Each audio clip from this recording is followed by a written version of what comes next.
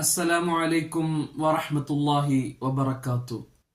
നിങ്ങൾക്കും കവിത രചിക്കാം എന്നതിൻ്റെ പുതിയ ഒരു എപ്പിസോഡിലേക്ക് ഏവർക്കും സ്വാഗതം.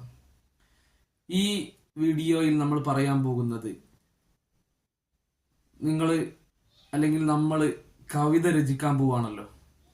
അപ്പോൾ ഈ ഒരു വിജ്ഞാന ശാഖയുമായി ബന്ധപ്പെട്ട് അല്ലെങ്കിൽ കവിത ഉണ്ടാക്കുന്നതുമായി ബന്ധപ്പെട്ട് അടിസ്ഥാനപരമായ 10-11 അടിസ്ഥാന വിവരങ്ങൾ നിങ്ങൾക്ക് നൽകലാണ് ഈ വീഡിയോ കൊണ്ട് ഉദ്ദേശിക്കുന്നത്.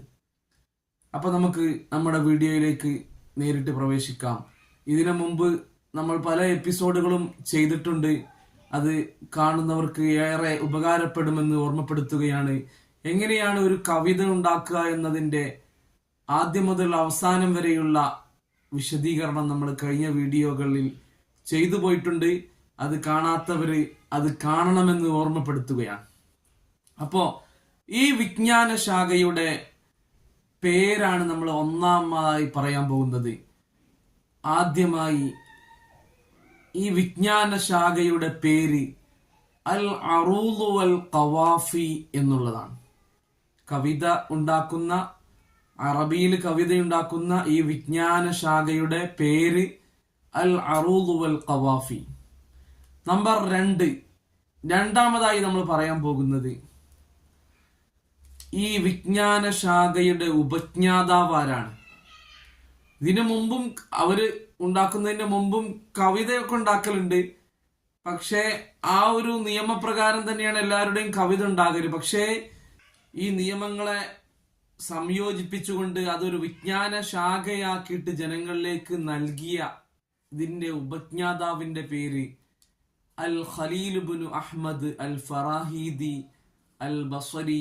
ബസറക്കാരനായ വ്യക്തിയാണ്. 2-ാം നൂറ്റാണ്ടിൽ, ഹിജ്റ 2-ാം നൂറ്റാണ്ടിലാണ് അദ്ദേഹം ഈ കവിത ശാസ്ത്രം രചിക്കുന്നത്. മൂന്നാമതായി നമ്മൾ പറയാൻ പോകുന്നത് അൽ അറൂദ് വൽ ഖവാഫി എന്നാണല്ലോ നമ്മൾ ഈ വിജ്ഞാന ശാഖക്ക് പേരിട്ടത്. ആ പേര് പോലെ തന്നെ അത് 2 പാർട്ടുകളായിട്ടാണുള്ളത്, അൽ അറൂദ് വൽ ഖവാഫി. അപ്പം എന്താണ് അറൂദ്, എന്താണ് ഖവാഫി? കാരണം 2 പഠന വിധേയമായ വിഷയങ്ങളാണ് ഇതിലുള്ളത്. അത് രണ്ടും പാടെ കൂടുന്നതാണ് ഈ വിജ്ഞാന ശാഖ. അപ്പൊ ഖവാഫി എന്ന് പറയുന്നത് വേറെയാണ്, അറൂദ് വേറെയാണ്. അപ്പൊ എന്താണ് അറൂദ്? അറൂദ് എന്ന് പറഞ്ഞാൽ നമ്മൾ മുമ്പ് പറഞ്ഞതുപോലെയുള്ള 16 ബഹറുകൾ വെച്ചുകൊണ്ട്, അഥവാ ബഹർ എന്ന് പറഞ്ഞാൽ അച്ച്, ഈ അച്ചുകൾ വെച്ചുകൊണ്ട് കവിത നിർമ്മിക്കുന്ന രൂപം പഠിപ്പിക്കുന്ന ഈ ഒരു ശാസ്ത്രം, ഈ ഒരു വിജ്ഞാന രൂപത്തിനാണ് അറൂദ് എന്ന് പറയുന്നത്. അത് പഠിച്ചു കഴിഞ്ഞാൽ നമുക്ക് ഈ അച്ചിലൂടെ എങ്ങനെയാണ് കവിത ഉണ്ടാക്കുന്നത് പഠിക്കാം. മറ്റൊരാൾ കവിത ഉണ്ടാക്കിയാൽ ഇയാളുടെ കവിത ശരിയാണോ അല്ലയോ എന്നൊക്കെ നമുക്ക് മനസ്സിലാക്കാൻ കഴിയും.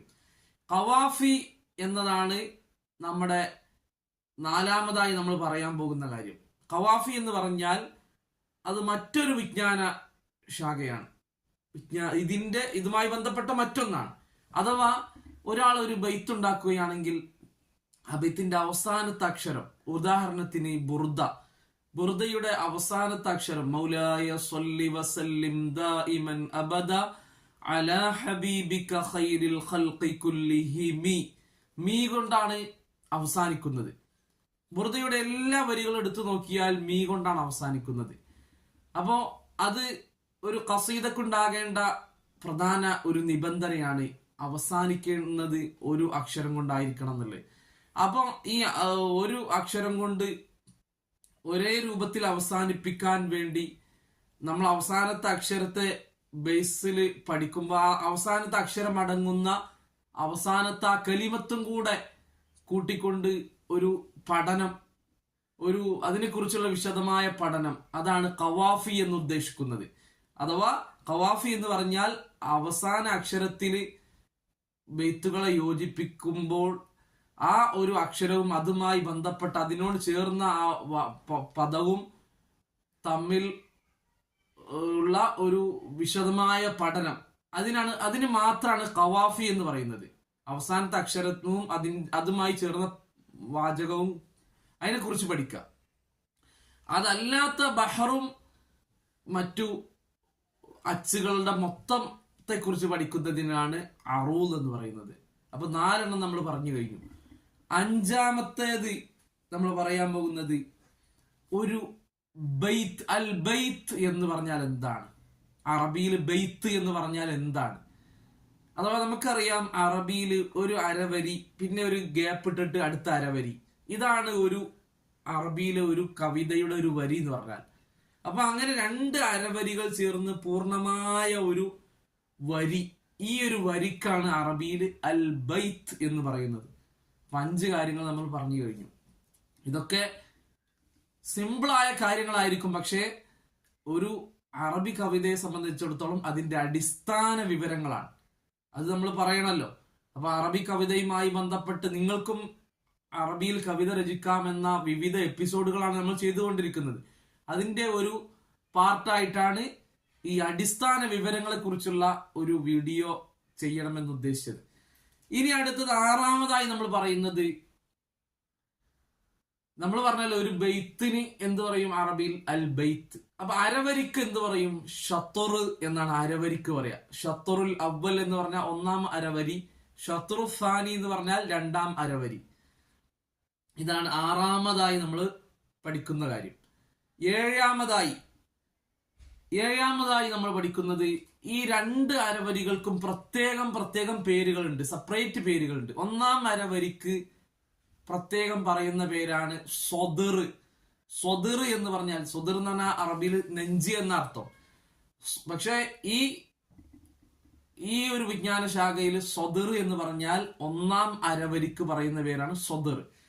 8-ാമതായി നമ്മൾ പറയുന്നത് 2-ാം അരവരി. 2-ാം അരവരിക്ക് പ്രത്യേകം സ്പെഷ്യൽ പേരുണ്ട്, അതിനാണ് അജ്സ് എന്ന് പറയുന്നത്. നമ്പർ 9 നിങ്ങൾ കൺഫ്യൂഷൻ ആയി പോകാൻ പാടില്ല. നേരത്തെ പറഞ്ഞ ഒരു പദം തന്നെയാണ് വീണ്ടും ഇവിടെ ആവർത്തിക്കാൻ പോകുന്നത്. നമ്മൾ ബെയ്ത്തുണ്ടാക്കുമ്പോൾ അതിന്റെ അച്ചുമായി ബന്ധപ്പെട്ട പഠനങ്ങളാണ്. അതിൽ നമ്മൾ 1-ാം അരവരിയുടെ അവസാനത്തെ വാചകം അഥവാ മുസ്തഫ്ഇലുൻ ഫായിലുൻ മുസ്തഫ്ഇലുൻ ഫായിലുൻ, അതാണ് 1-ാമത്തെ അരവരിയുടെ അവസാനത്തെ വാചകം. ആ ഒരു വാചകമായി ഏറെ നമ്മളെ പഠനത്തിൽ നമ്മൾ ചർച്ച ചെയ്യും. അപ്പൊ ആ ഒരു പദത്തിന് നമ്മൾ പറയുന്ന പേരാണ് അറൂൽ എന്ന് പറയുന്നത്. നേരത്തെ അറൂൽ എന്ന് പറഞ്ഞാൽ നമ്മൾ മൊത്തത്തിൽ ഈ ബഹറും ഈ അച്ച് വെച്ചാണ്ടുള്ള വിശദമായ ഈ പഠനങ്ങളെല്ലാത്തിനും വേണ്ട അറൂൽ നമ്മൾ പറഞ്ഞിട്ടുണ്ട്. ഇനി ഇവിടെ അറൂൽ എന്ന് സ്പെഷ്യലായിട്ട് വേറെ പേര് ഉപയോഗിക്കുന്നത് എന്താണ്? 1-ാം അരവരിയുടെ അവസാനത്തെ വാചകം, അതിന് അറൂൽ എന്ന് പറയുന്നുണ്ട്. 10-ാമതായി നമ്മൾ പറയാൻ പോകുന്നത് 2-ാം അരവരിയുടെ അവസാനത്തെ വാചകം അഥവാ മുസ്തഫ്ഇലുൻ ഫായിലുൻ മുസ്തഫ്ഇലുൻ ഫായിലുൻ, 1-ാമത്തെ അരവരിയുടെ അവസാനത്തെ വാചകം, അതിന് അറൂൽ എന്ന് നമ്മൾ പറഞ്ഞു. അതേപോലെ തന്നെ ഒന്നുകൂടെ മുസ്തഫ്ഇലുൻ ഫായിലുൻ മുസ്തഫ്ഇലുൻ ഫായിലുൻ, ആ അരവരിയുടെ 2-ാം അരവരിയുടെ അവസാനത്തെ വാചകത്തിന് ലർബ് എന്നാണ് പറയുക. 10 കാര്യങ്ങൾ നമ്മൾ പറഞ്ഞു കഴിഞ്ഞു. 11-ാമത്തെ ഒരു കാര്യം ഹഷ്വ് എന്നാണ്. അഥവാ നമ്മൾ പറഞ്ഞു 1-ാമത്തെ അരവരിയുടെ അവസാനത്തെ വാചകത്തിന് അറൂൽ എന്നും 2-ാമത്തെ അരവരിയുടെ അവസാനത്തെ വാചകത്തിന് ലർബ് എന്ന് പറയുന്നു. അവിടെ ആ രണ്ടിനും കൂടുതൽ നമ്മൾ എന്താക്കേണ്ടത്? നമ്മൾ ഒരു കോംപ്ലിക്കേറ്റഡ് ആയിട്ടുള്ള ചർച്ചകൾ നടക്കുന്ന ഏരിയയാണ്. അതിന്റെ ഇടയിലുള്ള ഭാഗങ്ങൾക്കാണ് ഹഷ്വ് എന്ന് പറയുന്നത്. ഹഷ്വ്. അപ്പോ 11 കാര്യങ്ങൾ നമ്മൾ ഈ വീഡിയോയിൽ പറഞ്ഞു കഴിഞ്ഞു. ഇത് ഏതൊരു അറബി കവിത ഉണ്ടാക്കുന്ന ആളെ സംബന്ധിച്ചിടത്തോളം അടിസ്ഥാന വിവരമാണ്, അടിസ്ഥാനമായി അയാൾക്ക് അറിയേണ്ട വിഷയമാണ്. ഒന്നുകൂടെ പറയുകയാണെങ്കിൽ അറൂൽ നമ്മൾ പറഞ്ഞല്ലോ, അറൂൽ ഈ പഠന നമ്മൾ പഠിച്ചുകൊണ്ടിരിക്കുന്ന ഈ ഒരു പഠന, ഈ അച്ചുമായി ബന്ധപ്പെട്ട ഈ പഠനങ്ങൾക്കൊക്കെ ഉള്ള പേരെന്താണ്? അറൂൽ എന്ന് നമ്മൾ പറഞ്ഞല്ലോ. അതിന്റെ ഖവാഫി എന്ന് പറഞ്ഞാൽ എന്താണ്? അതിന്റെ അവസാനത്തെ അക്ഷരവും അതിനോട് ചേർന്ന പദങ്ങളുമായിട്ടുള്ള പഠനം മാത്രമാണ് ഖവാഫി.